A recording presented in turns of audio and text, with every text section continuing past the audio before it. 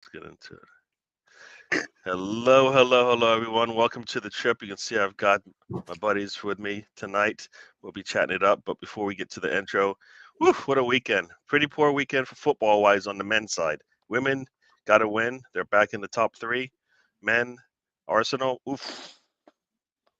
My other team, Cowboys. Oh, my other team, Gators, lost in overtime. Yuck. We're talking about it was a great My other weekend. team, Dallas, lost in the death, basically. They had three chances to take a lead and screwed it up. So there you go. But football gods, as I say, taketh and they giveth. They give us a little bit of joy. You left out my Sooners getting beat in the final. Oh, nobody cares about your Sooners. Sooners. Cares about your Sooners. Nobody cares about your Sooners. Won 90% of those games. We'll be right back. Here's the intro. We'll see you in a bit.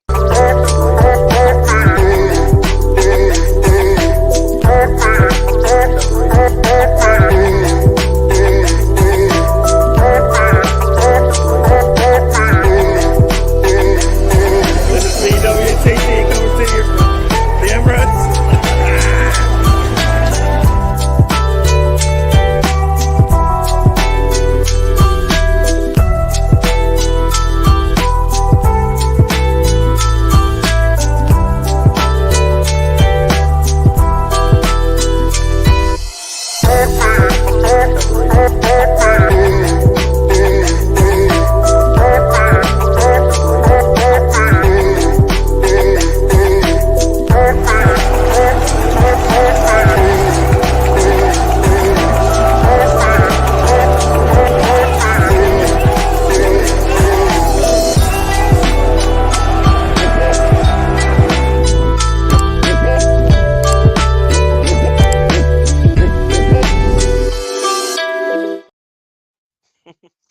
Hello, everyone. Welcome. Got everybody. So let's go through a little roll call here. Mr. Tom, how are you doing? Hello, everyone. I had a great weekend, so don't worry. When you all tell me about how yours didn't go to plan, I'm going to cheer you right up. We've got a question of the week. We've got a crisp of the week. Oh, busy night. It's beyond an old favourite. It's the legendary old favourite. Tony knows what it's going to be. Cool. Just great. Just got a great show. Show. Hello, everyone. Hello, Spencer. Hello, Tony. Hello, Sir Gary. Hello. Cool. Hello. Cool. And then we got Oklahoma from the. Is it the Midwest or the Southwest or the Northwest? What is it? Where are you from? Technically, if you ask the United States government, it's South Central U.S. South Central. You're not from the South. South Central. That doesn't even sound right. I'm from South Central Oklahoma. Nah, it doesn't even make it. Nah, try it again. To answer your question, Gary, it depends what part of the state you're in. Kind of, you get the Midwest vibes in some places, Southwest and others, South and so certain other places. When you get close to Arkansas, so you get a little bit of all of it. So how you doing? I'm doing all right. Cool. Got an MRI on my shoulder today. Don't know the results, but I know I ruptured it because it looks like fucking Popeyes on my. Oh no! I'm now envisioning Tony, Lieutenant Dan from Forrest Gump, and Stephen Hawking as Boys in the Hood. rolling. He's rolling. They see me rolling. They see me hating. Yeah, what about Professor X? You just said South Central. That doesn't work with Professor X. Those are two different things. Professor X and South Central. Nah, those two don't work. And last but not least, we got Spencer. Spencer, how are you doing? Case of the Mondays. Had to do some house repairs earlier. What'd you do? Fall through someplace on the roof, putting your lights the daggum toilet started leaking. So I had to replace the wax ring and all that crap. So that was fun. Had to work for about 8 hours today, which is nice. And I get to go do it for 2 more days before a 4-day break. But other than that, I'm doing excellent. Clemson won. Denver didn't play, so you can't lose, can't win. No problem, right? And then, of course, we had the Arsenal. And and that team in North London decided to go down to 9 men today. And we'll get into that. We'll get into that. But they talk about self-imploding. But I will say hello to everybody real quick. Steven, welcome to the show. I hope things are doing well for you up north, the north as they call it. Big Scun is in the house. Yes. I'm not gonna say that name. I'm not gonna say it. They're not gonna get in it. Yeah. Today's pretty much better with that team losing. Yeah, they it's like those bingo cards and like those the checks off the list. What would make us happy? And they basically did everything. Big Scunner. They basically did everything. It's fine, Gary. They usually turn on the Spursy meter after the September international break, but they did it after the October international break this year. They just delayed it a bit, but Spursy is Spursy, and that's what happened. Yeah. And we all love it. Before we let everybody have a say, we'll go I round. have a question, Gary. No, it's too soon for that. We just started. Give us like 10 minutes. 6 minutes, and he's got a question. Wait a second. We haven't even talked about anything yet. Hold Quick. on. Write it down. It wasn't. It's what Tom does. Yeah, Gambling. but breaks. Actually, it was funny. Is Mr. Tom was asking, what are we going to talk about? Or was it Spencer? What are we going to talk about today? And I was like, I don't know. And guess what? Stick around and wait. You will get. We got. Today was a crazy day, as far as the last, I guess, 3 hours ago. We are sitting where we're sitting. We're still sitting third. But we're looking good. Especially the way this week, the rest of this next month of games goes for us. Hopefully, we were able to utilize them to the best of our abilities. So, here we go. We'll just go in the roundabout where we're set up right now. So, Spencer. Okay. We'll let Tony go first because why do we let Tony go first? What's going on here, Tony? Oh. I was like, what in the world is going on? I thought I was just going to do one of these things. Yeah. I thought I was going to do. What is I'm it? sorry. I thought it would be. I thought it'd be remiss of Tom. I've got a question.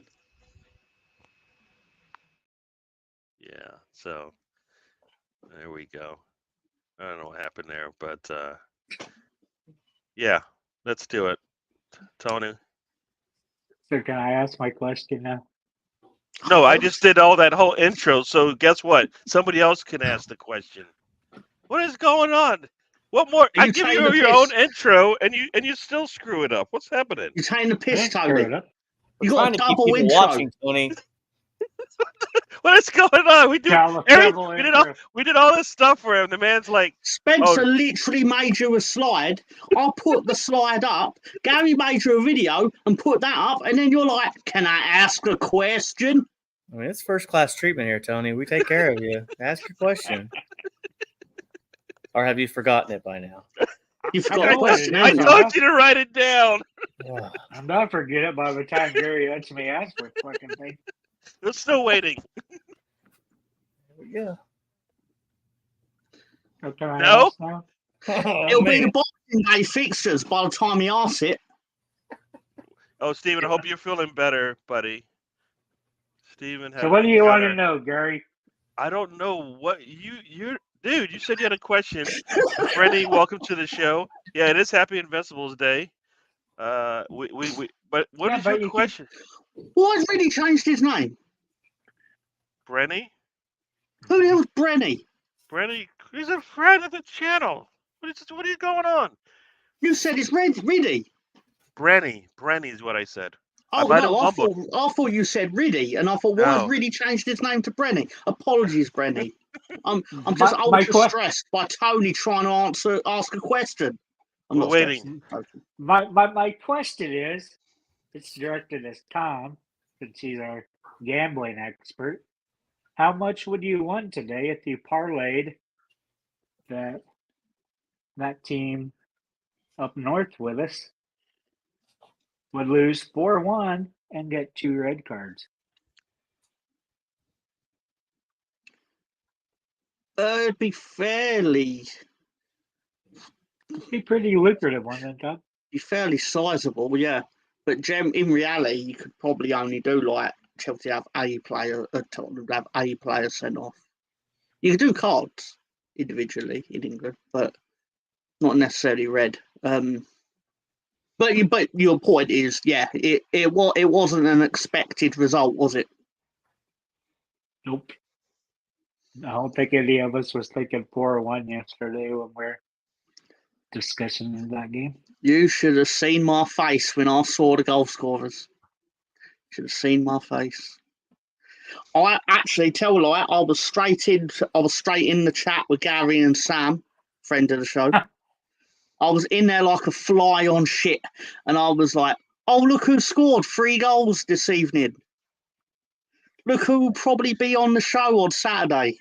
That's true. But we'll hold off on letting him come in because let's actually, Tony, talk to me about what just happened because I wasn't expecting. I think we were all expecting a meltdown. I just didn't think it was going to happen like that, and I don't think we expected it to happen that quickly. No, I think it was. It's always in the cards for them. You honestly don't know when they'll screw up. Could be start of a season, middle of a season, end of a season. But this one's, like Tom said, after the second international break. Those things I hate that should be in the summer.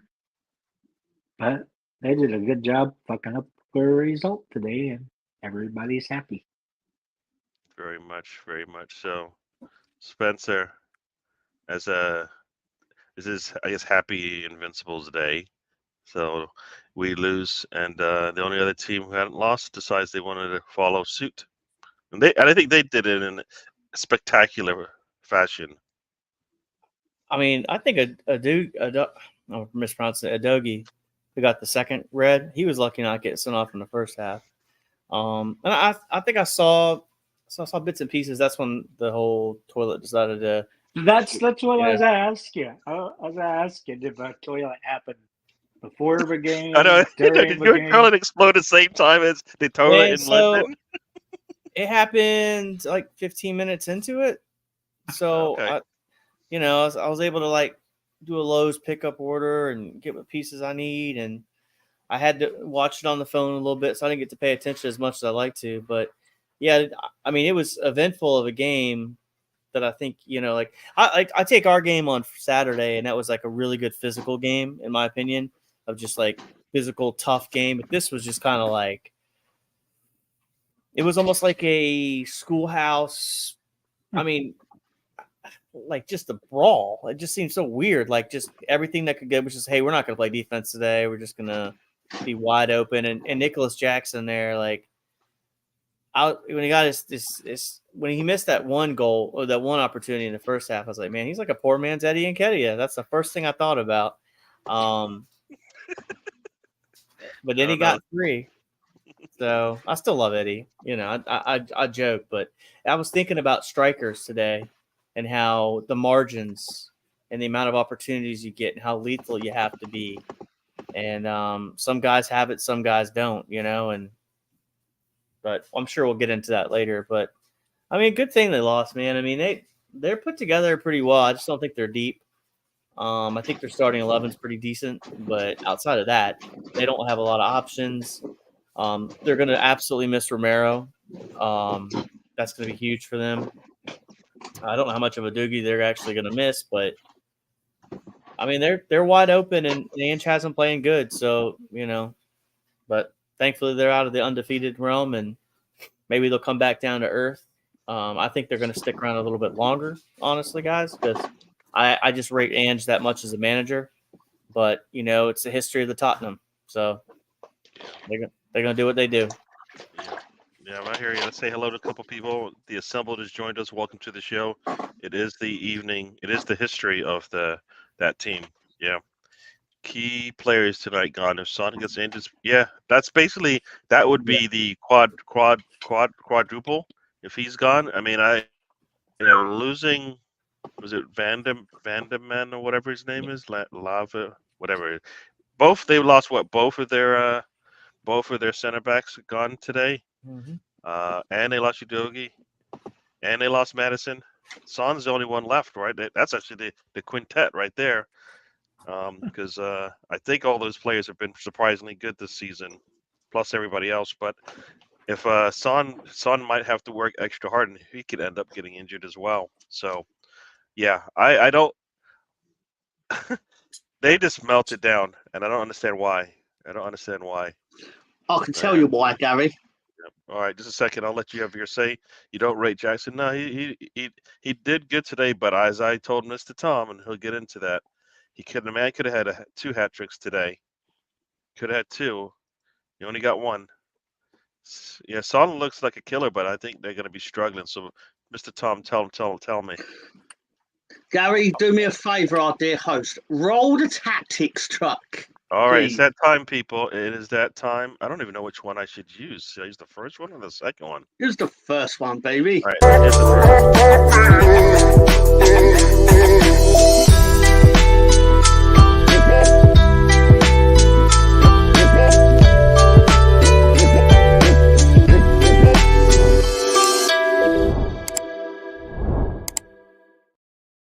There we go. Hello and greetings and welcome to Tom's Tactics Truck. I thought that was Glorious. reserved to the weekend. Oh, why are you talking? No. This is an extra special one because it's the Invincibles Day, right? It's the day where the last team that is currently unbeaten is suddenly beaten. Now, I'm going to take the liberty to bring in an image that I may have pre-prepared. I may have. And basically, what you're looking at is a team that are down to 9 men playing a line higher than Tony on a Wednesday night during the full Nelson. This is outrageous. I cannot believe they are doing this. And I'm pretty sure this led to a goal because you can count them. There's 9. And Yeah, this is the Cucurella, I think, to is it Cucurella? Because I think that's Cucurella there. To Jackson, I guess. And Jackson scored 3. I know Chelsea is shit. I'm not sure you can be as high as me on a Wednesday night, Tom. Do you see how high they are right now, Mr. Tom? Is Tony? this after a free They kick? might be equally as high, but not higher. I don't think this is after a free kick. Can't. I think the play is just going, and basically, I know Chelsea are considered shit, but if you play every player in that line like that, you are going to lose, right? You just are. I've never seen a 7-1 formation before, but that's the first. Exactly right, Spencer. This is, and people in the media are probably going to go, "Oh, Ange is so brave for doing this. Oh, this is revolutionary." No, it's what means you lose by 3 goals when it should have been 6. Not good. Now, I'm saying it's not good. I mean, I'm glad it happened.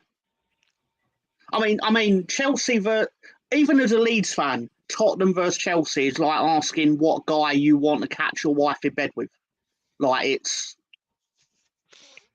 like you don't want any of them to win, really, but usually one of them does, because it doesn't. This fixture never has draw written all over it. But, and as Misfit said, 7-1 formation. Exactly. It's a title-winning formation. Clearly. The question is, will Pep nominate this as his next tactic when they go down to 9 men?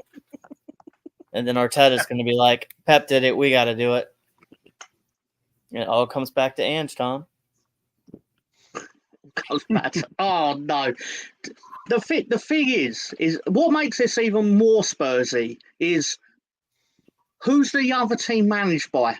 Like, of course you're going to lose your unbeaten record to your former manager that you should never have gotten rid of in the first place and fail to replace on multiple occasions. Of course you're going to lose to him because that's football and that's Sod's law. And that is the Mr. Tom Tactics truck of the week. Wow, good job, and we will get back to our regular formation here. And yes, imagine if our wingers feeding our striker like they fed Son in his finishing. I mean, yeah, it makes you wonder. I think that's the problem, and that's the problem with Arsenal right now. We don't create, and we are not playing good right now. And I've said this all season, not playing good. Arsenal will go one better. We will do the 007 formation. Oh, the Bond. The Bond Yes. formation. There you go. You know, it's what you know. I think on top of the game going the way we would have liked, I think this is the officials being part of football a little bit too much. I think after the Arsenal game and Arteta, and then we haven't heard a response yet. They haven't suspended him or fined him or anything like that yet. They double down on, all right, well, we'll do a better job. No. They didn't do a better job. They just did a lot more. They spent more time, I think, on that taking away that goal and then the red card than they did on the 3 incidents, I believe. We had an Arsenal match, or at least it seemed like it, but because they had so many VAR activity going on, I think it just added up. They had 12 minutes of extra time.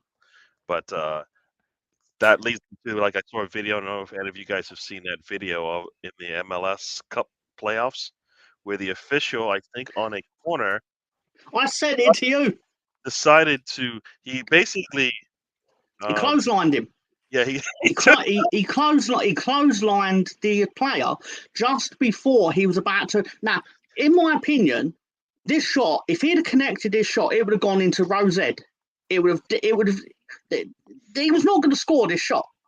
But we now don't have to worry about him not scoring the shot, because now the narrative is the referee clotheslined the player into Timbuktu, and then basically LAFC then went down the other end and scored. And even then, it's possibly offside. Not given offside, not given a foul on the player. The referee should have yellow carded himself as a minimum. but obviously, there's no precedent for that because it doesn't usually happen. It's criminal. I can't remember the team it was. Let's say it was Portland. It weren't Portland. It definitely weren't Portland because they've just announced Phil Neville was their manager. I can't remember who it was. It's relevant. They're losers. So what league will the referee get dropped to, Tom? How many leagues below the championship? You know what? You know what team it was? Vancouver Whitecaps. That means Stan won't be working in the playoffs. Yeah, I believe he was working for them for a bit, and it's ridiculous. Like I'm watching the video, and you can see the official just basically take the man out as he's going to the ball, and next thing you know, LA just takes the ball up another player and they're down. There's no precedent for it though, is there? Like that never happens. And it ridiculous. never leads to what it led to. Yeah. And they score, incredible. Take the lead. Oh no, they actually go. You know what it is? They go up 2. So I guess it's not like yeah. It's not actually that was the winning goal. It was that sealed it basically because it was. Vancouver had the goalkeeper in the box, so they get the goal because they're out of position because they're trying to tie it. They failed to tie it due to the referee give it elbow smash in the player or whatever it was. It was incredible. I loved every bit of it. Yeah, it had all the elements of a great viral football clip. Mentalness that you would never normally see. Sorry. That was like funny. That was like the that one clip where you see the goalkeeper. Basically, all he had to do was just put his foot on the ball and stop it, and pick it up, and he doesn't. It rolls out for a corner, header, win, match over. It's like, yeah, you know, I think a lot of people are saying Arteta is gonna. I'm happy that the team is backing Arteta. The problem is they're gonna have to back him all the way. If he gets fined or suspended, they're gonna have to back him again and make sure they take it back. Basically, Spencer was agitating to say something. Sorry, but I ended up then talking. So sorry. I wasn't agitated, but I can. No, I can, agitated, like you. Oh, It was like you was on the cusp of something. I can waffle for a couple seconds, no problem. I'll pick it up. I was kind of irritated watching the game earlier today when I think Graham was talking about how long the VAR decisions were taking. And I was thinking, like, man, don't you want the call to be right, or do you want it to be over quickly? What do you want? You can't have it both ways. You either want the call to be right. When you They're have taking those 5 minutes and getting it wrong. when you have those That's a VARs problem. or in football, you having those reviews, then it's usually what you call first on the field, and you don't worry about it because you don't know what happened if you're taking that much time. I mean, they do definitely take forever compared to like other sports you watch, like, and I think that's something that, and I watched a couple people discuss things today. I watched a 4-letter channel, a 4-panel podcast I normally watch after every game. Everybody knows who they are. But one of them was talking about scrapping VAR completely, and I was just like, then you don't care. Then what are you upset about? Because I think it's just mental to be like, oh, well, the call was wrong, and they had opportunity to get it right, and they still got it wrong. So let's just have it where it was wrong anyway. So at the end of the day, you get nothing still. Like, why don't you get rid of the people that are clowns, that don't know how to make the decision? That's really where the accountability comes from. Instead of people it's easy to blame. Like, I don't get it, man. Like, and maybe I'm just an American, and we see our. I mean, Gary can agree on this. I mean, basketball is one of those funny ones, right, where lines can get affected by referees, but like football is pretty quick and they're pretty good for the most part. Hockey's the same way. But for some reason in the Prem, man, it's just, I don't know. I don't know, man. Maybe Tom, you can enlighten it more. I mean, it's really not anything disrespectful towards the Brits, but some people just seem to like, where's the desire to hold the referees accountable, like the PGML, like get rid of some of those guys, go out there. Like I mean, I don't know if I'm off base, Tom, let me know. But No, that's actually quite interesting because I'm veering towards the thinking of I'm sick of the apologies coming out from. It's like Arsenal have written a letter, and what's the best you're literally hoping for in doing that? Like, I'm not saying you shouldn't. My point is more realistically right now. You write a letter, they're just going to officially say sorry, but then what's going to happen? It'll next happen to Manchester United. They're a big club. They'll write a letter. They'll get a sorry. Then it'll happen to Man City. Something will happen to them that they don't like. And this usually happens in games between the Big Six, because usually these decisions go to the Big Six when their team's outside the Big Six. You don't like that, but that is the case. But what's interesting is in these games where the big clubs are against each other, it is fascinating how one is always upset because of a decision that ultimately affects the outcome of the game. Yeah. I mean, that letter should have came last year, though. In the Brentford when they forgot to draw the lines. That's where I'm kind of like, I mean, I get it probably doesn't really accomplish anything, but they talk about diversity in refs, and I don't see a lot of diversity in the refereeing room either. So, like, I mean, it's I don't know. And then take, for example, today, Anthony Taylor was I want to say fine, but he was sent down to the championship to do a game. And then I turned the game on Sunday and he's the 4th official. Like, what do you mean? You just put it on there for like, hey, here's your lesson. Oh, by the way, I need you to stand here with the board on Sunday for Liverpool and Luton, a top 6 game. This. And here's the other thing too that bothers me with the VAR stuff. People get fired over these games, right? If you think about the margins of relegation battles, and Tom, you went through it last year. 2 points is a difference, right?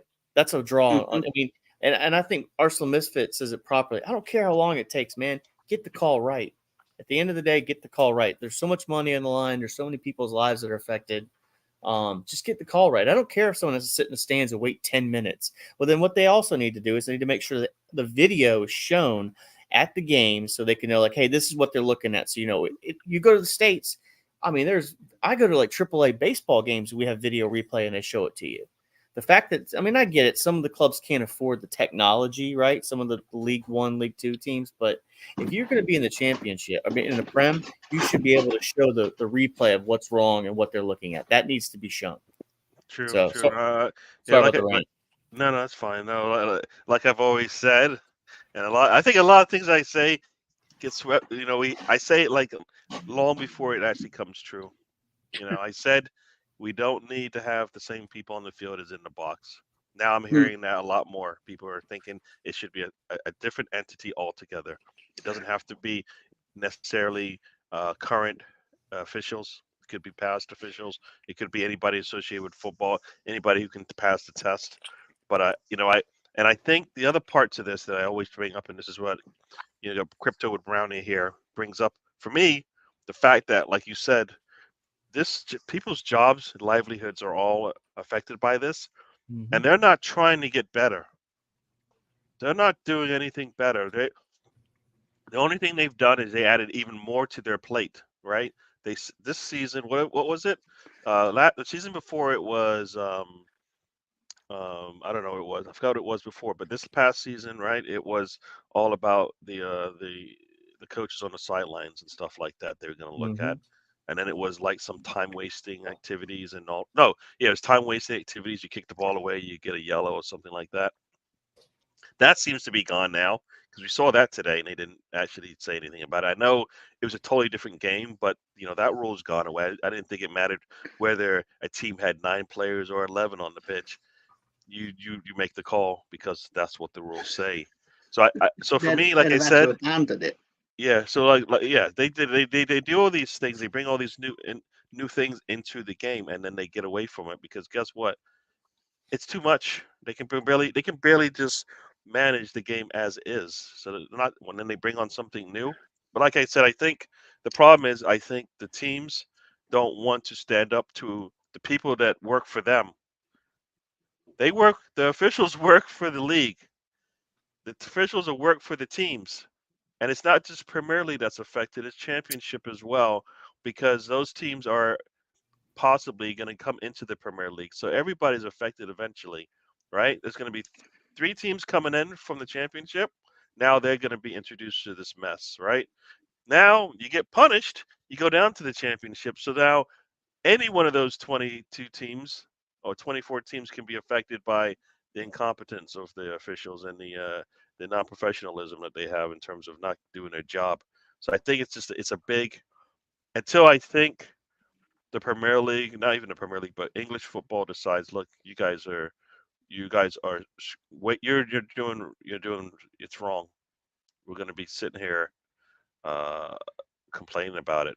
What if they went the college basketball route, Gary, where they have to have a 90% accuracy area? Supposedly they have that right now. Supposedly they review, supposedly after every match they go back and they review it. I don't think they do, but they said they do. They said they go back and they look at. They get graded by an independent person that works for the so whatever it is. When they say independent, do they mean independent? Like they mean independent, like not you. As in doesn't support either team, I'm guessing. But yeah. But well, I'll say one thing, and then obviously Tony can have his sound whatever he wants, whatever, and Spencer as well. But I do think what I think's really interesting and what Arteta has masterfully done in this situation, it's an old Mourinho tactic of getting angry about a decision, which then takes the heat off the fact that his Premier League team had one shot on goal in 90 minutes. Oh, it hasn't been forgotten. The perception is that it's been forgotten, but it hasn't been forgotten. No, but what I mean is they're not. You haven't forgotten it. Arsenal fans that are either 50, like Arsenal fans that have common sense, haven't, because they can look at stats. Arsenal fans that don't like him won't forget it because they don't like him. But they're talking about the decision on television. And anywhere where they're analysing the game, they're not talking about the fact that Arsenal were ineffective in that match. They're talking about the 3 consecutive decisions, or whatever you want to spin it, whatever you want to call it. They're not talking about the Arsenal performance. I'm not going to say it was good or bad. That's not for me. I was watching wrestling. What I will say to that is that the performance in the game in this scenario didn't matter as much. Because if both teams were playing well and it was a 3-3 match or something like that, and then this happened, it'd be the same thing, right? And I think both teams will say they did not perform well. Both teams were missing some vital pieces to their squad. I don't think both teams played well. For me, you might say they probably it was just a wash between the two. So for me, the thing that stood out and the thing that made the difference in this game is the thing that nobody can control, right? Somebody else, the officials, right? And that's the problem. Like if because it wasn't as if Newcastle would have won anyways. No, they weren't. It wasn't like Arsenal was going to win anyways. Not the way this game was playing out. It took three different scenarios to go against Arsenal, all in the same scenario. And outside of the offsides, I think everything else, to me, based on what we've seen in the past, could have been easily given in the sense that Arsenal would have gotten that goal would have been, taken away. Right? Going out of bounds, we've seen videos that they've used to say the ball was out that look worse than the one we saw. Then the push on the back, they said it didn't really matter. The man's got his hands on his neck. And we're saying that it did not affect the play at all. I don't think so. I don't think so. Hands like you watch if you watch it in slow motion, he has his hands on his neck. I get on the the middle of the back, the top of the back. No, it's on his neck. So basically, they were able to put their hands on Arsenal's neck. 4 times in that match? And they didn't get penalized. They only got penalized once. And that's when the game was late. I think it's fixed in favour of Newcastle. I think the Saudi Arabian regime have got their claws into our sport. Heck yeah. And our culture and our way of life, whatever you want to call it.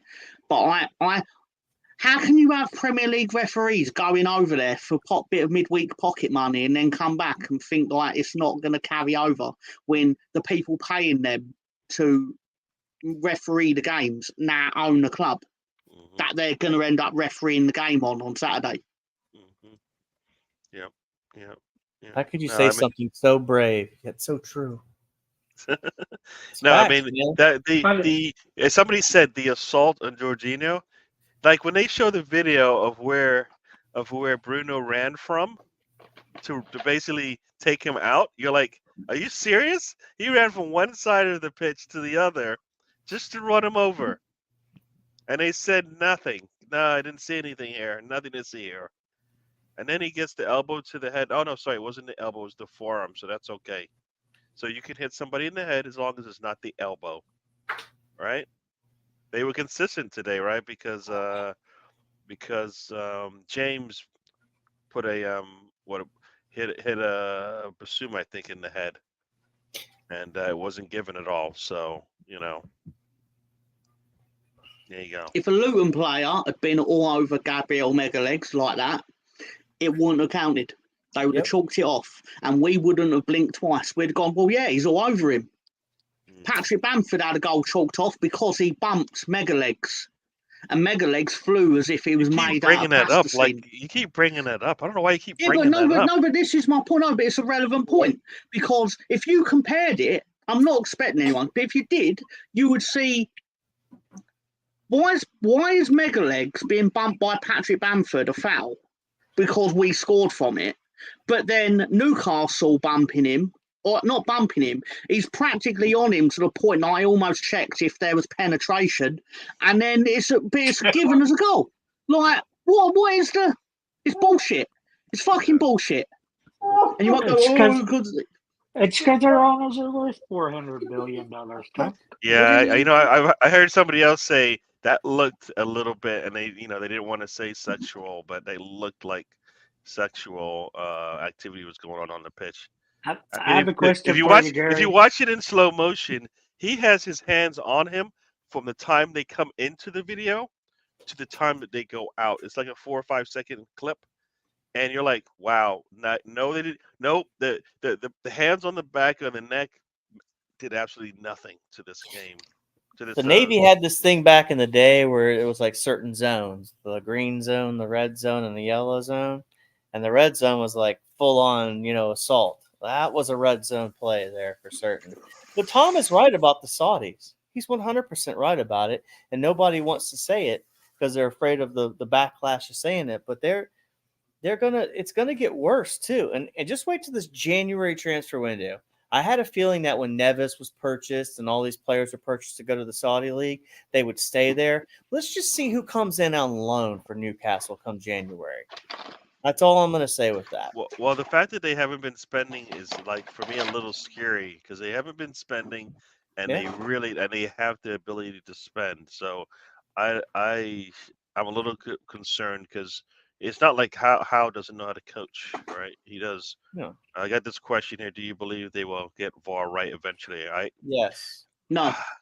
I don't think they will, and I think that's the scary part about everything because we never get better, right? They introduced like, if you think about it, and I'll bring over some of I'll do a Spencer in college football. They didn't want to give the money to the players, right? When they had video games made out for the players and stuff like that, and then eventually they just got rid of the video games, right? The teams didn't want to share the wealth, right? And so they didn't want to. And then there was the player who wanted a stipend, like they wanted a stipend for the players so they could eat, right? And that was there's O'Bannon, but then there was the one for Connecticut, right, where Connecticut basketball team where they like got no money, they didn't get a stipend so they could eat. He's like, I get like 1 or 2 meals or whatever like that. And then, like, eventually, they didn't want to give a stipend. They didn't want the players to share the wealth. I always thought the answer to this was take whatever money you make off the players, put it into a fund. When they graduate, they get their money. The more you explain this, the less sense it makes. Yeah, no, I know I'm not making any sense. But what I'm saying is now what they've done is they said, all right, free reign. You can do whatever you want. You can make all the money you want. All it's done is it's crippled the game now. It's not the same anymore. And this is what happens when you do something like this. So they put VAR in. They don't want to fix it. They don't want to make it right. So now it's gone crazy because every time we ask them to fix it, it gets worse, right? Like this whole thing with Arteta, now it's turned into what we saw today. And I don't think today was a good. They don't anticipate the things that can happen. Everything's reactive. It's always there's a new incident every week because they've not prepared for it in the rules of the game. It'll be like a great example is like the thing we were talking about earlier about the Vancouver Whitecaps. And that's not happening in the Premier League. But if it did happen in the Premier League, what's the rule? What is the ruling on if a player clotheslines, if a referee clotheslines a player and then the other team score? What is the ruling? You know what? I bet they don't know. It has to be dead ball. But you know what? The one thing I know is in as a basketball official, sometimes you just have to, like, there may not be a rule for it, but sometimes you just have to make the most sensible decision at that point. Right. If it's not in the rule because it's really barely ever happens, you make the most sensible thing. You go in there, you take out a player, right? You just blow the whistle. And it's like, what? Oh, injury, whatever excuse you can, you stop that play because you don't know what's about to happen because you've really interfered in it. Like when the ball hits the official, they blow the whistle dead, right? Yep. He took out a player who's about to go in potentially and take a shot. One, you're out of position, so now you just affected that team. And if it was tied, that would have been even crazier, right? If it was 1-1 at that point, somebody could be winning that thing in the next minute, and you just gave another team the opportunity, right? No, I get what you're saying, Gary. I guess my point is more they're very reactive because there's a new thing, there's a new incident. We're discussing VAR weekly. There's always a match which is ultimately decided because of a VAR decision. Yep. And they're all things where they could at some point just go, what do we do if this happens? And they don't because it's after the fact. They don't know what to do. So they just guess. And their guess is usually wrong. And sorry, I will shut up about it. Please, Spencer, speak, please. No, I'm talking a lot about this. It's kind of like you said, the precedents. So I think what eventually is going to happen, and there's going to be some eye rolling when I say this, eventually big government gets involved, right? Because there's so much money being made. And I think Thomas said this before. Maybe it was Stefan or something. But someone's going to get relegated, and they're going to sue. They're going to sue because they felt like there was a poor decision. And then, to me, government's eventually going to get involved too because there's so much money being involved, and then the Saudis and the looks and the impressions, and so many people are going to start lobbying government. And I don't think that's going to be the answer, but eventually there's going to have to be some accountability within the FA and the PGMOL for who's being referee. So that's why I think eventually it gets fixed. My feeling is it's like 10 to 15 years down the road before we see that actually get fixed. That's my gut feeling.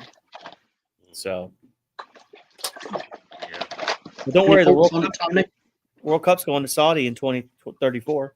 So. And with That's no disgusting. competition, nobody competing for that particular World Cup for some reason. Interesting. No corrupts in there? None. I'm trying to figure out, Gary, we're 45 minutes in. All we've talked about are officials. Why isn't Russ Morgan joining us? Because you know what? It's 11 o'clock. Oh, no. What is it? Yeah. 11 o'clock. It's 1:16 a.m. 1 o'clock in the morning. He's probably sleeping like most people are. Yeah, but with this much talking, you could just toss a hat. Well, to be fair, he probably does have an erection right now. He just doesn't know why. That's where I was going. I said you could toss a hat, loop it around it, get some points. He's probably woke up half asleep. Was like, they're talking about refereeing again. And then went back to sleep. True. He'll watch it on replay. Yeah, no. As Steven says here, the ref cannot interplay with the play. That's where he's supposed to blow the whistle. He didn't blow the whistle, and it didn't. I don't know if he affected the outcome, but he definitely did not give the other team a chance. And that's where, when you said it might go to big government, I think it's over here in the States. They have I can't remember the. Well, that's why we have a college playoffs. Well, no, they have the what is it called? When they go to court, because, for example, like the Court of Arbitration. Yeah, well, yeah, but there's another thing for it, because when, for example, you're looking at VAR and you're saying VAR is probably giving somebody an unfair opportunity in this game. So, for example, you're saying Newcastle and Manchester City might be getting unfair. Everybody else in the league might be getting unfairly treated by this system. But also on that, people are making money on this. So now you're creating basically a false economy, because you know where the money's going, because it's going to go to the top teams. You're going to go to these. It's going to go to the cities and the Newcastles, because they're the ones that might be winning based on it. Otherwise, the little people who end up going relegated, guess what? They don't have a fair chance, right? And they get a lot of tax breaks, right? These big businesses get a lot of tax breaks, and then the government's like, nah, you can't do that. It's got to be fair, right? That's where the NFL works a little bit different, because everybody gets the same money, everybody has the same players. The only difference is who has the better coach, right? In Premier League, it's not that, right? You're gonna have the best managers, but they also have sometimes the bigger wallets, right? But Gary, you're forgetting that the United States Congress is why we have the college playoffs, because they were to start getting fined if they kept calling it the national championship, because it was just two teams. You weren't having a competition for it. You just said, this team's the national champion, even though they might not be the best team. So that's why we get the playoffs. I didn't know that's why it was for. I know everybody wanted more teams to have an opportunity, and then they didn't do that for the first go around, and they didn't do that for the second go around, and eventually they said, "Oh wait, even more teams have to go in." The only way we can get more teams in is if the only way it could be somewhat equal is if we can add more teams to the playoffs. Because we can't. Is that March Madness? Is that what it is? No, March Madness. Okay. No, you know what? You know they did the exact same thing to March Madness. They said we got 64 teams, but guess what? We cannot make it equal and give it more opportunity unless we get 4 more teams to it. They couldn't say no. Everybody gets a chance, and those 4 teams have an opportunity to play. They say no, can't do that. We have to get these other teams in. 4 more teams get access to it, and they got to play an extra game, right? And it's not crazy. You got to play in game. Yeah, for playing game to get into the March Madness is ridiculous. And for me, if you don't win your conference, when do they play you the have March less likely. Madness? When do they play March Madness? Sometimes March. Yeah, I think when's it played? sometimes like October. It all depends, man. It all depends on the weather. Oh, so it was played last month. It could have been. Who won the March Madness in October? It ends in April, though, Tom. So I mean, You're Clemson silly. won in soccer yesterday, so that was pretty nice. Big I Duke. bet it didn't end in April when they first made it. Well, it's only like it's only like 3 weekends, and Yeah. right. It's only 3 weekends. Yeah, 3 weekends. No, So, but I mean, originally when it was 64 teams, then they were like, make it 68. No, they play. I think they play like midweek or something like that. It used to be 32. Yeah. So, but they did. They made it. They said they made it equal, but they just added more teams because they didn't want to. They didn't want the team, the big club, the big teams, the big schools, not to get an opportunity in. So that's what they did. I'm going to do a Spencer here, and I'm going to pivot this into my personal area of expertise. Right? No, He's very good at this. He's very good at this. So I'm going to do it. No. Nonsense isn't my expertise, Gary. It yeah, is. yeah. That you are the king. Right, fine. All right. My second area of expertise, right? For years, the WWE Hall of Fame was implanted and it lived in the mind of Vince McMahon. And people would go, it's not a real Hall of Fame because it doesn't have a physical building. And they were like, we're not building a physical building because it's not real. So you go in the Hall of Fame if Vince McMahon decides to put you in ceremony, basically. That was it, right? Why do you think this is relevant or anything? Because they announced over the weekend in their show in Saudi Arabia, they're actually building a WWE building in Saudi Arabia called the WWE Experience or whatever. And it just made me laugh how for years it was like, no, we're not having a physical Hall of Fame building, but apparently they will have one in Saudi Arabia. Amazing. I cannot believe the bullshittery that is going on. Money talks. Sports washing as one. Money talks. And the big thing the Saudis do is they want to buy the influence because they have so much negativity from their appearances that they're able to and think about, look at the golf. I mean, look at the Formula One. I mean, just look at all the influences. There's some people I know that believe that college football will eventually be one of those ones. I don't think that's probably going to happen because there's too many states involved that would say no. But money talks, man, and that's the thing I also wonder. And we were talking about government getting involved and stuff. I was thinking about Everton's FFP charges, correct? And what if there's any teeth with that? Well, if Everton charges ended up being valid or whatever, and Man City gets away with it, does Everton sue Man City and gets the government involved and all this? I mean, it could get down a really trickery slope, and it could be for the better of the sport too.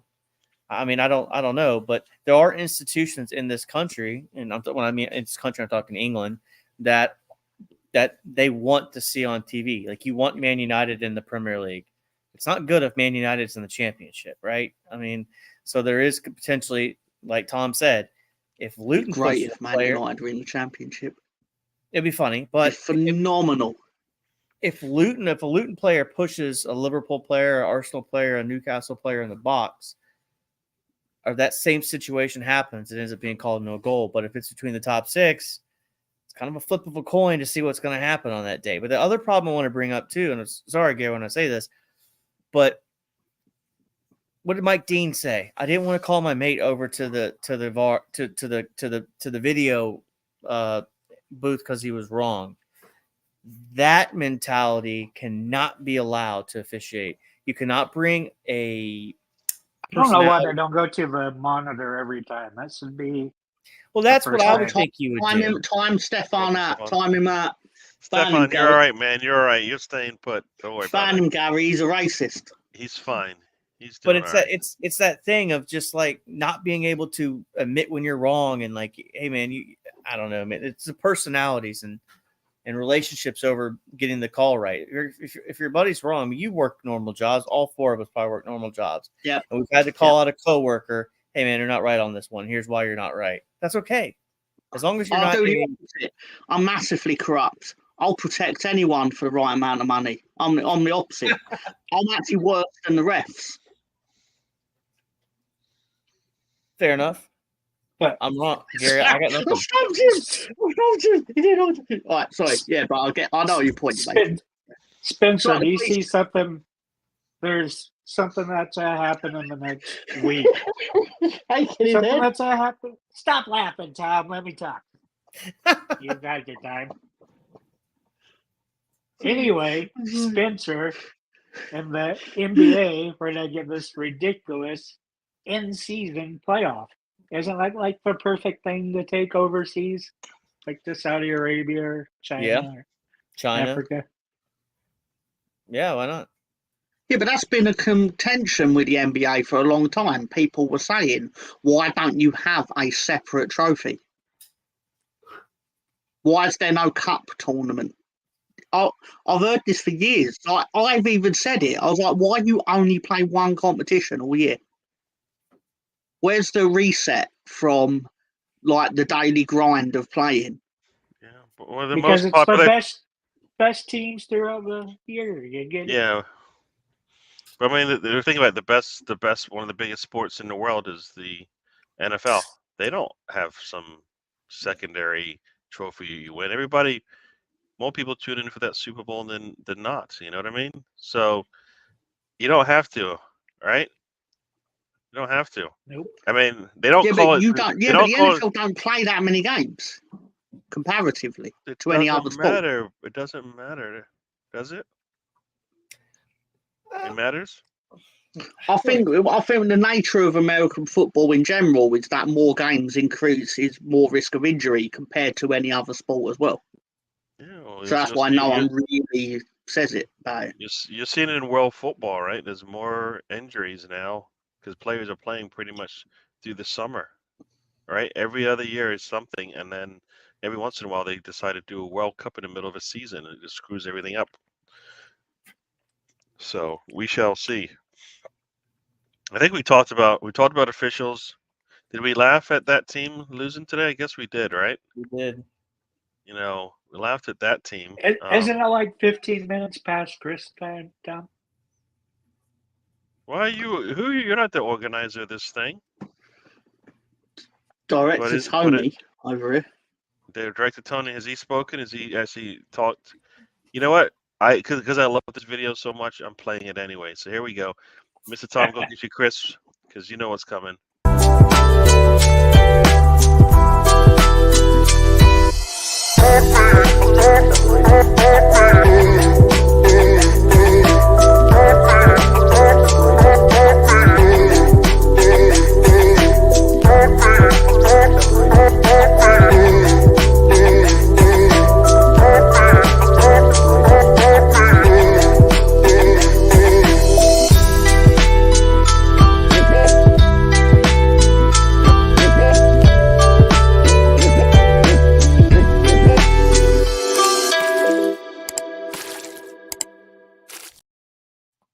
Tom said it needed to pull out when he was struggling. That's one of my favorite so videos. much to get that package open. That glue just didn't want Tom in because that is. It was I know. I'll tell you what it was. I didn't want to force it because knowing my luck, I would have had the worst situation of the Chris exploding in my face. Now we know how they tasted, so I definitely wouldn't have wanted that to explode in my face. And there's a lot of things you don't want to explode in your face, and I'm saying explode in your face way too many times. But anyway, so gentlemen, welcome to the Mr. Tom Crisp of the show, which we have back by popular demand, chicken style. It's a chicken style.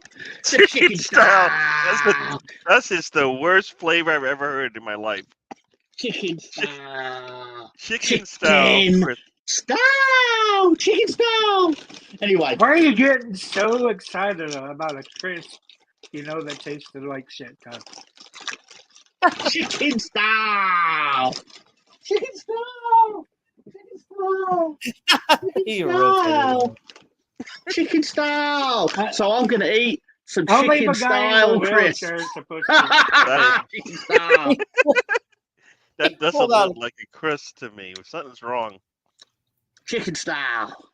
Is that really a chip? No. No, he just still That's, wanted that's a wing. chicken that he got. That Yeah, chicken's been sitting on your table for an hour and a half, cold as could be. chicken style. Oh my That is god. similar. terrible. You notice he hasn't Like- put one of those crisp in his mouth yet. Yeah, because he knows Right? better. 'Cause he knows it's probably crap. Are any of those crisps got like chicken heads? Like the chicken's head actually made it in there? So this is the carb section of the show. Let's Hard to see. load. Chicken style. Chicken style. Put it in your mouth already, Tom.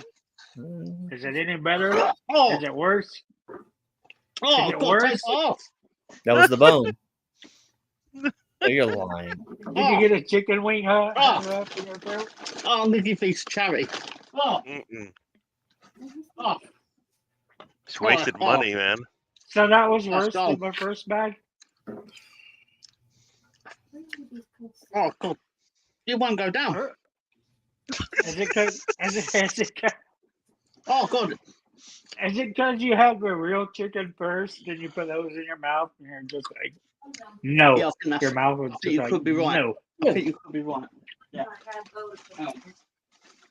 Oh, Let's do it again. Let's do it again. Let's go back for more. No, I'll tell Why? you what. We'll put 3 of them. We'll do 3 of them at the same time. All right? That doesn't even. What? Are you trying to Three. projectile vomit? What are you trying to do here? Yeah, that did not. Might have to put this one. Let's see if you can swallow all 3. Oh my gosh, people! I'm sorry, I can't put him on the big screen. That didn't look good. Why did I feel like we're I just- watching the Uh, Nathan's I hot got. I dog watch it. I have the YouTube contest? video up, but I can see you, Mr. Tom. Oh my gosh! Spencer, how do you think how do you think Tom would fare at the Nathan's hot dog eating contest? I should remove I mean, the tape. he would have. I love I hot mean, dogs. clip it. I mean, I don't know how you would do on that. I mean, you just gotta. It's. Have you ever seen a movie The Night Before with Seth Rogen and his 3 friends that go out and they're Isn't doing that all of Seth Rogen's movies? well, pretty much. But anyway, they're in the church and he's high and he decides to vomit, and his wife said, "Swallow it like a girl. Do not puke in this church. Oh, Swallow those crisps like a girl. Do not puke on the stream, sir." oh, boy. Gary's secretly hoping I would, though, so I can make a video out of it. I can make a video of it, but Tom, no, I don't know. now it's time for the sacred part. What's the score of those crisps? Oh, my God. That's like 0.21 out of 64 million. Are you gonna pass those around to your friends and say, "Hey, you gotta try these. You gotta try these"? He already did that once. So I don't think it's gonna work the second go. Mm-mm. No, I've lost a lot of trust with people because of that chicken masala, that I- India magic masala crisp. I bet you have. I bet you have. You know what's funny is I don't know about you guys, but I did listen to a couple of shows after the game, and there's some fans saying, "Oh, but we're still second," and there's other fans saying, "This just shows where we are. This is why we're not there yet." And everybody's waiting for them to blow up, and they blow up in the biggest way. Blow up in the biggest way. Not only that, you made Chelsea look good, and you and Mr. Jackson, I wrote down Why did you go Michael Jackson, Tom? Tell us. and he actually did show up and ended up with. Oh my gosh, yes. Oh. But yes. So now, well, Arsenal's lost 2 in a row. They need to stop the rot. They can't lose 3 in a row in all 3 different tournaments, or 3 different tournaments, or 3 different fronts, whatever you want to call it, because that would happen if they lose to Sevilla. Competitions, Gary. That's the word you'd be looking for. Competitions, tournaments, whatever you want to call it. Competitions, yes. Can't lose 3 in a row. And if they win this one against Sevilla, I think that puts them in the driver's seat for winning the group. So lots of incentive, and I'm hoping we'll see if Erdegaard is back. I don't think is any word on Jesus? So Anybody have anything about Jesus? I already got picked for the Brazilian team naturally, so he's going to be doing an international break with them. That's another level of frustration too. I may have said something on someone else's stream earlier in the comments section that it seems like Partey can go play for his country and Jesus can go play for their country, but seem to get hurt a lot at club level. How many shows are you on? Oh no, I was in the comment section, Tom. I wasn't on it. No. He's like Gary used to be. Gary used to creep around everybody's chat room. Then he became like administrator of the rooms, and now he's on 50,000 Arsenal fan shows. I am not. People like me, Tom. Okay, I can't help it. I try to be. We're still waiting what for they do. Gary's Chilean debut, but Gary People has like not me, debuted. Tom. People like me. I did my show from the Caribbean, man. Come on. It's true, you did. I've done a show from London as well. So on my I'm channel. still waiting for my rum, Gary. For my You're waiting bottle for- of rum. Your bottle of rum. Oh, I didn't get any rum. Seville are not decent. That is a lie. They lost their decentness when they hired the former Leeds United director of football, Victor Orta, to be their director of football. They are not doing well. They are not doing well. Sorry, that chicken style came back up. But they are not good. So, hey, Gary, question. So we can talk about Sevilla for a second. Who are you going to put in your lineup out of curiosity? For me, I'm after this last match. I think our back line is pretty much straight. Either Tomiyasu or Zinchenko is the only variable there. Mm-hmm. So the back line is going to be the same. You might see Kivior come in for. I don't Saliba there. think I want that. I want us to secure the 3 points before we start bringing in Kiwior. So let's get the 3 points because he could play against Burnley. You know what I mean?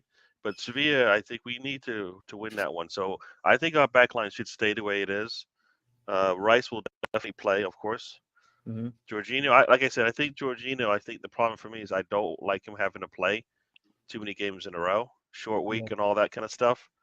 So I'm tempted to say he doesn't play, but we're light. We are light. What's that's the problem. what's your front five, Gary? So you have Rice in front of that back line. I don't know if he's going to have a partner or not, but you're going to have Erdegaard. Hopefully he's back healthy. We'll see. I am. See, for me, what I would like to see is Zinchenko play in the 8. So I've been asking that for a year and a half. I would like now. to see that. I don't think it's going to happen. So it's probably going to. If it's not Jorginho, then I could see him doing Vieira, even though I think that's a bad move. The front three. See, that's where I want Havertz to play in that central role because I want us to see how we play now before Jesus comes back, so we know if Havertz is going to actually work in that middle area there. You need to do something with him, but we can't play him in midfield for me. I think that he might be doing well there, but I think he's not giving us the stuff that we need. So Erdegaard hopefully is back. So Saka and Martinelli should be out wide. I mean, it's between Havertz and Keita for me. I don't think Havertz should play in that midfield anymore. I don't think it works. I think a lot of people think it does. I want him scoring goals and assisting and stuff like that. I don't think he can do that from the 8. Everybody talks about we don't have creation, but we're okay having Havertz play in that 8. I'm like, no. But most of your creation should come from Odegaard, honestly. Yeah, but when you put Havertz in there, Havertz has to double down and help out and support. And I just, I don't like that. If you're going to play Havertz in the midfield, I think you play him as a 10, kind of like with Odegaard. If Odegaard can't go, right, that would be where I would see him. But I'm with you. I think I look back at that Community Shield game, and BX is right. That lineup we had, of course, Partey was available, Rice, Odegaard. That was our midfield, and then Havertz up top because I think Jesus was still unavailable at the time. I'd like to see him at the 9. I think what Arteta's going to probably do, because he's going to secure all 3 points, so we're not going to see much rotation. So I think you're probably going to see Martinelli. I say Nketiah, Saka, and then if Odegaard's ready to go, he'll play. I have a feeling he may start Vieira at this game, and then Rice, and then the back line would stay the same. I think Tomiyasu would be the guy that he put at left back. But I'll say Trossard and Havertz would be the first two subs I'd bring on. And honestly, I pivot to what Stan said yesterday about Trossard. Trossard, when he's started, hasn't been the greatest, but I think he's only started twice for us. So you know what? That's too small a sample size. But only that. But I think when he played well last season, and that was when Jesus was out and Nketiah was playing up top. Remember, and then eventually Arteta's like, this isn't working, and he put Havertz in there. That was the month Havertz won player of the month, right? So you can't just give him one game and then say, oh, it didn't work out, so we pull him. We were forced to play him. He played. He actually moved I think he went out wide for Martinelli for a bit. Martinelli came back, and then Jesus. Then Nketiah didn't look right, so he put him and played him in that middle area. I don't think he played maybe a false nine, but he played really well for us. All right. I don't even know if we lost any games during that time.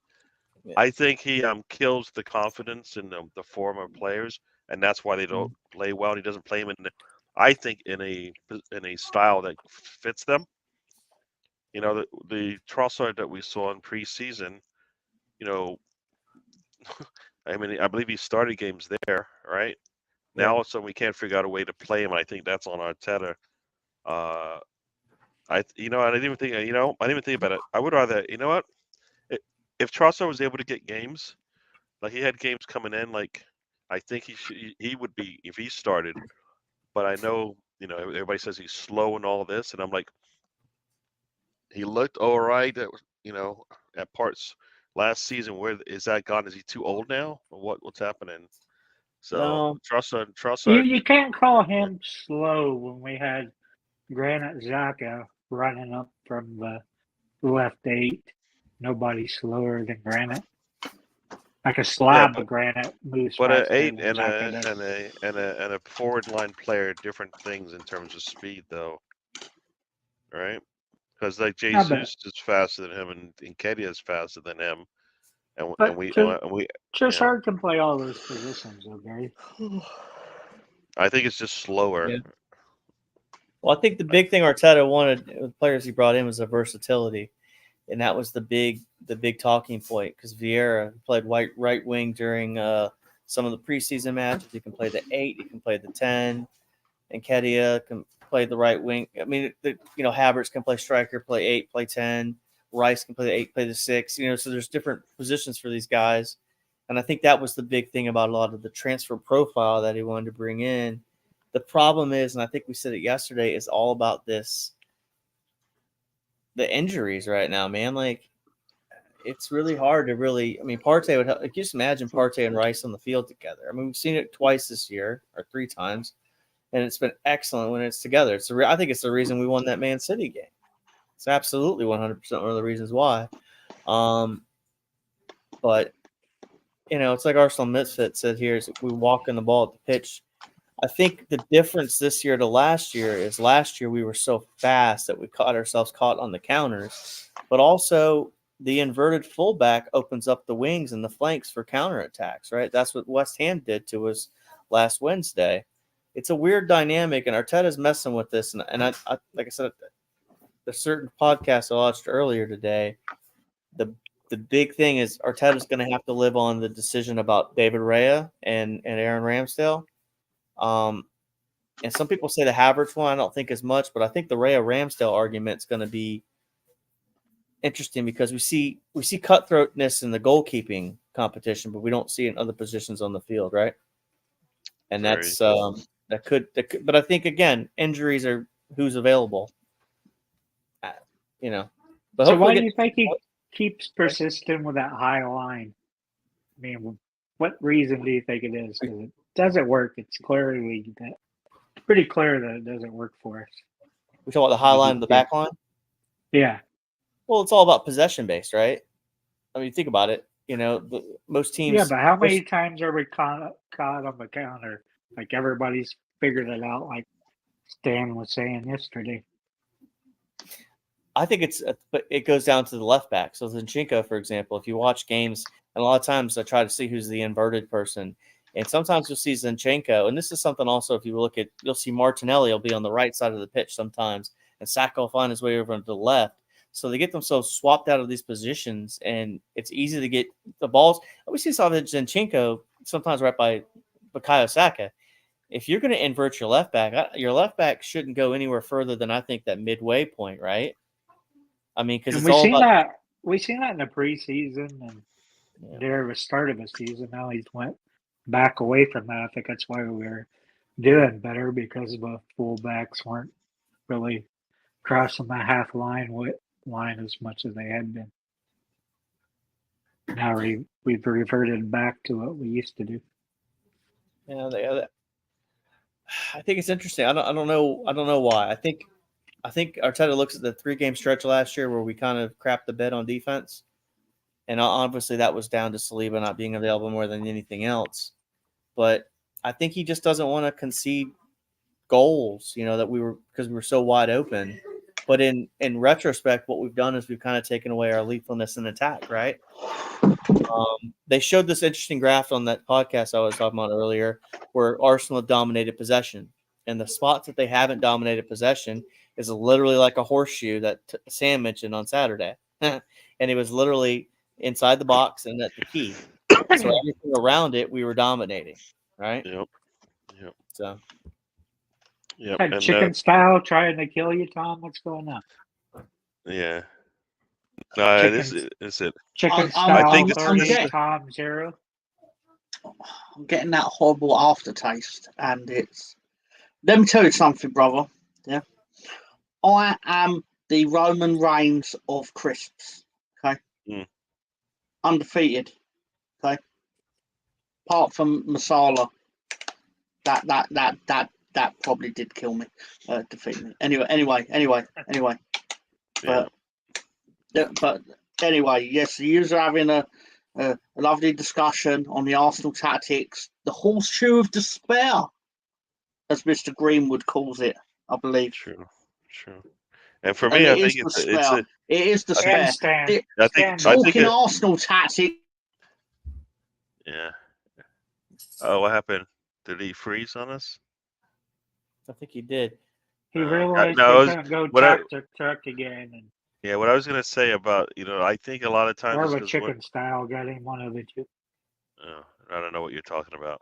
I just think a lot of times we're just not we're not bold, and that's why we never take that ball when we have an opportunity to go in an attack, and that's why defenses are able to just basically kind of put their feet down and settle in, because we don't take our chances when they come. We always will reset back. Like if we're up in midfield and we have an opportunity to turn the ball up, we will stop and go back, and then all of a sudden now we want to try and go up and try to beat a team. You can't do that, especially if you're not going to swing the ball across pretty quickly to the open man like Martinelli. You see when he gets the ball out there in the wing sometime.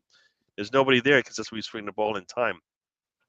A lot of time we just pass it all the way back, and by the time he gets it, now he's got to go. I think we're too slow and not bold enough. A lot of times just take the ball up through the middle. We don't do it the first time, and then they settle in.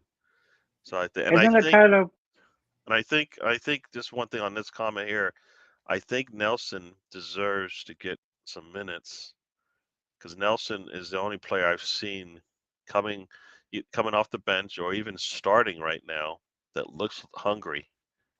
Like he's the only one that looks like he's actually trying. He's actually trying out there, and he's playing with he should be, if he's playing with Erdegaard and Saka and Martinelli or something like that to that degree. We'll see. We might see the better of him. I mean, like I said, he looks like the only one that's hungry. Isn't it kind of weird we got this game though? Because we just got Lancadia game that we were super clinical, whereas like 9 out of 12, 9 of our shots were on target. And this one, we only had 1 on target out of like 12. It's hard to put shots on target when you hesitate. One, you hesitate to get the ball into the box. You hesitate to actually take the shot. I mean, like I said, there were like 5 or 6 blocks. They weren't blocks because they got in the way. It was blocks because we kicked it right at them. They didn't move. Yeah. We just took an extra touch. They never moved. And for some reason, I guess we expected, let's say Mr. Tom's internet died. So Right. that's for me. That's the problem. Like, that's for me. And like, that's the thing. It's like, they're like waiting to take a shot. Screw that. Take the damn shot. You know what I mean? I said it yesterday. Go ahead. I'll go second. Oh no, I said it yesterday, Gary. Like our last 2 victories over Man City have come off deflections in the box. Use someone's face to put it in the net. You know, like I don't know, man. Like the horseshoe of despair is 100% accurate. They're waiting for an invitation to take a shot. They're waiting for an invitation to attack the box and all of that. It's like nobody's opening the door for you.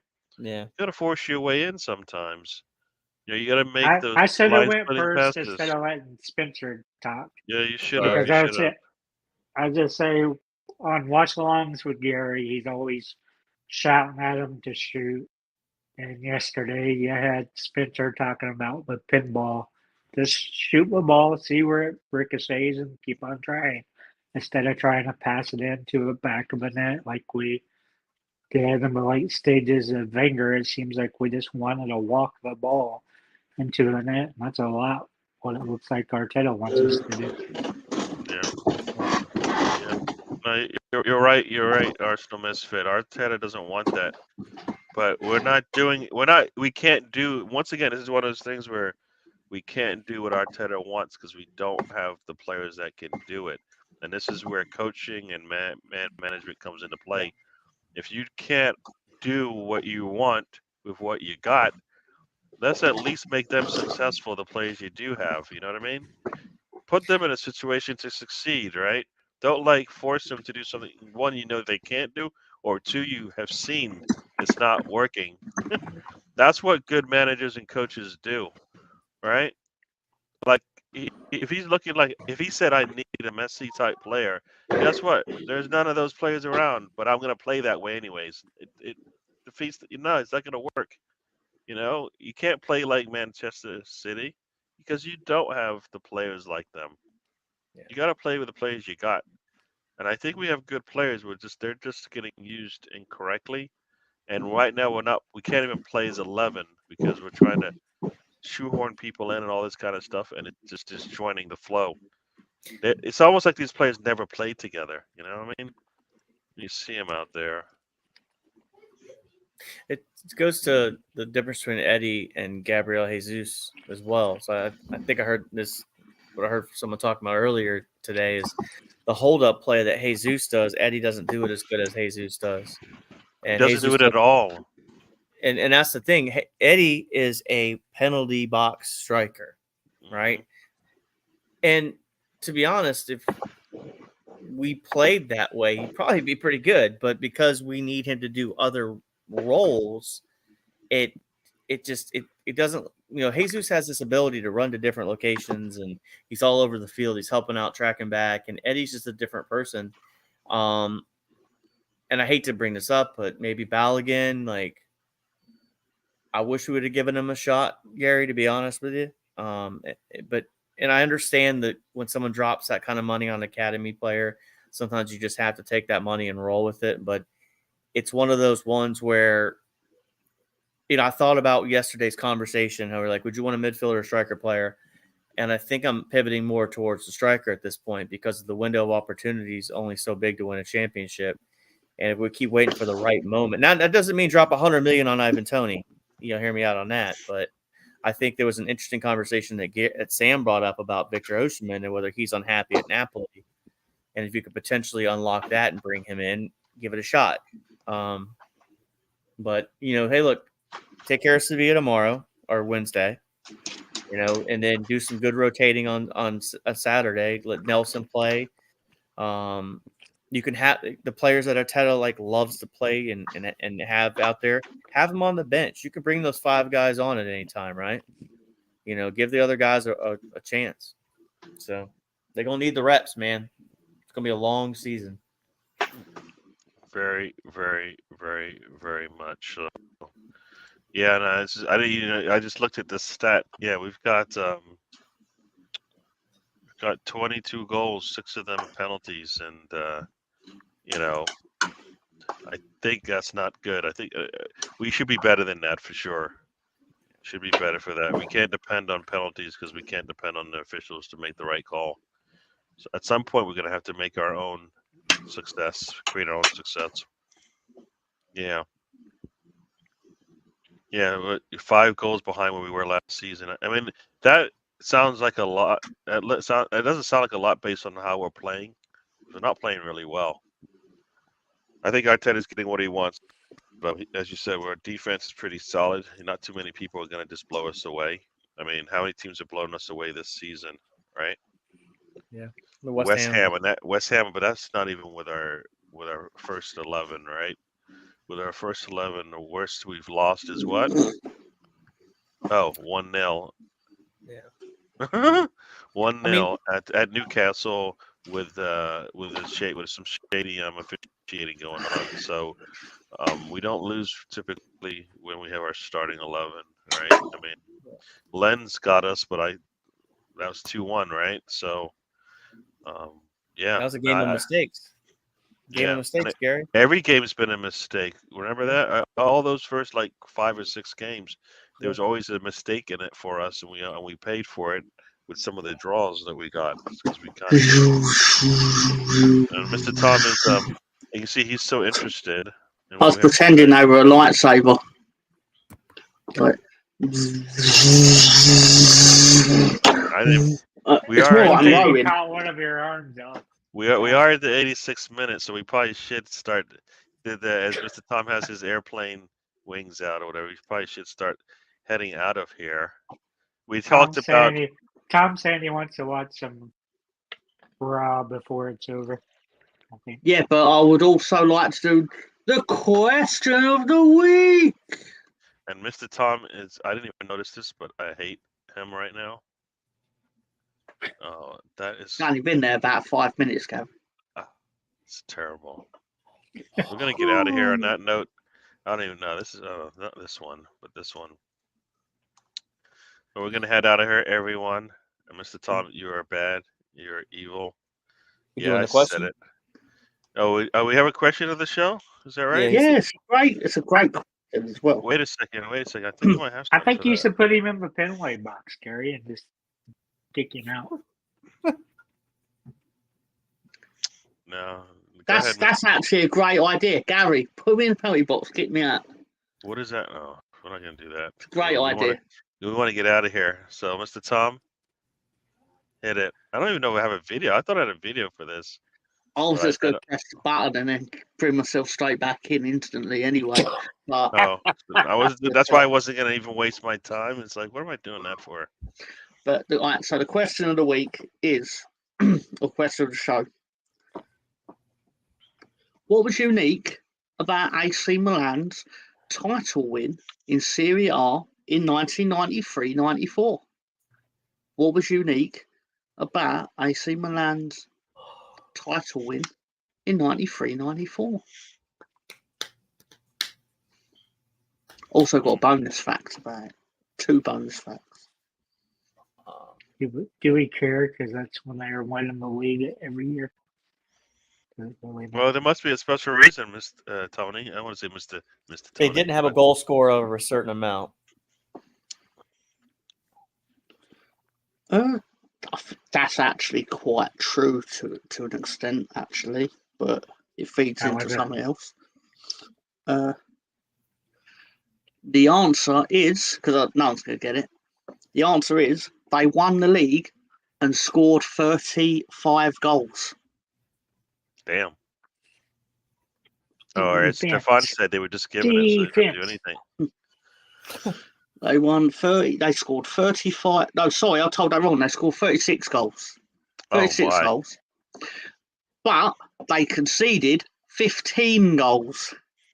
Wow. Only in 2 games did they let in 2 2 or more goals in a game. Basically, most of the games were, well, the other 32 games was either a clean sheet or they let in 1 goal.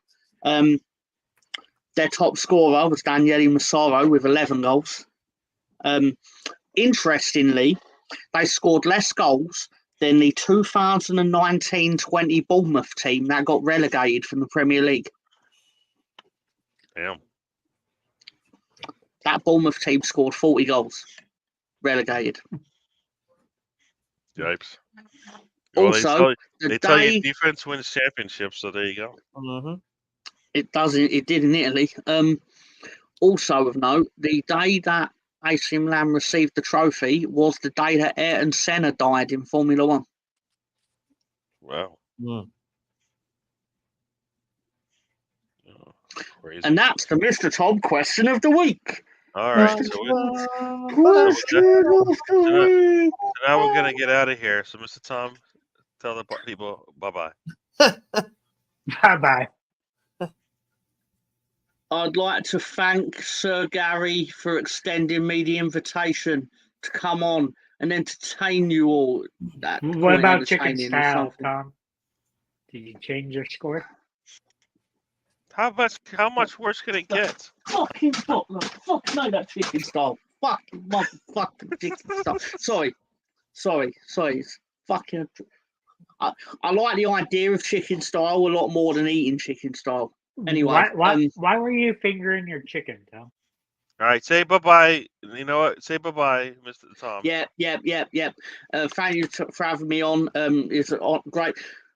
The greatest of honor, yeah. Cool. Anyway, yeah, but seriously, thank you for having me on. Like everyone, to take care. Have a good week. If I don't see you on Wednesday for the wrestling, then I do hope you have a good week, and I hope Gary starts to feel better. Okay, and I'd like to thank my nan for it, motivating me to accept the role that won me the Oscar for Best Supporting Tom. And wait, what? Anyway, yeah, sorry. If you got mental problems, then see someone about it, but not me. Sorry, I shouldn't laugh. Tony, say goodbye. Say goodnight, Tony. I'll say goodnight, Tony. We get the heart, Tony, tonight again. Okay. The what? What, Tony? The heart. Look, Gary. The background, Gary. Oh, very nice. Oh, very nice. But all right. Anyway, cool.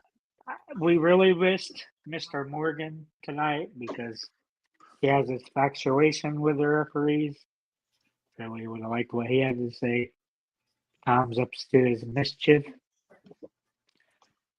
Spencer's thinking about the NFL instead of the Premier League. And Gary's just thinking about, can I please play the videos and go to bed now?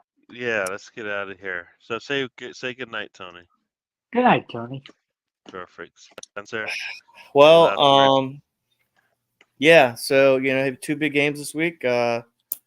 We got Sevilla, Champions League, and then Burnley on Saturday. Comes to beat Notre Dame this weekend. Denver has Buffalo next week. Tom is thank you for your entertainment tonight, and Tony and Gary, thank you for letting me come on. And everybody have an awesome week, man. Take care of yourself, and don't stress too much. Just enjoy life. So when do we get to see your Christmas lights outside? So they usually go off Thanksgiving night. I sent Gary a video yesterday of what last year's looked like. Oh, I don't know if I've seen that video. I thought maybe I missed it. I saw. I have to look now and see what it's about 25,000 lights, Tony. So he's got. I told him if I can't see the lights from the space station, then I want none of that. He'll have to sell his ass to pay for the electric bill. Actually, no. So, it's cheap with the LED bulbs.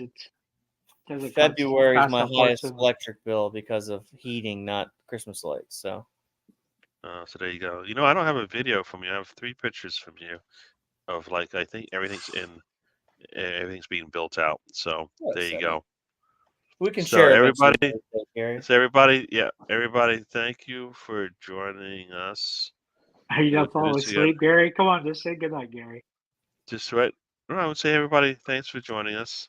Tom does not talk any sense. Let's just clear that up, Stefan. You don't know what you're talking about. I'm surprisingly observant. Your Steelers is your team? All right. Well, my team's the Cowboys, and they sucked yesterday. And the Jets look like they might be a promising team, but they are losing at home to the Chargers What was the right now. score, Gary? What was the score with the Cowboys? They lost by 5. That's not bad. But they had 3 opportunities to take a lead in the fourth quarter, I think, and they screwed it up. I thought you were going to go back to the kickers again. Did he miss 5 field goals again? No. Who do you need me to blame? Is it that Prescott fella? Probably, or it's actually probably the coaches. The play calling was terrible. I'm going to go Are with they that. still managed by Mike McCarthy? Yep, they are. He's supposed to make the offense better, but not so much. They seem to just play better when they're like chasing Big teams. Mike. So That's like anyways, my favorite backstage of the show is me and Tom waiting to see if Dallas's kicker would miss his 6th field goal. Tom refused to go to bed. yeah. So we're gonna head out of here, everyone. We'll see you next week. Arsenal, Sevilla, and Burnley. So hopefully that should be 2 wins. That should be 2 wins. Definitely the Burnley should be a win. The Sevilla should be a win too. We're playing home. So we shall see you then, and everybody say this, and we'll see you guys on the next one. Life is a journey. Don't waste your trip. Enjoy the ride. There you go.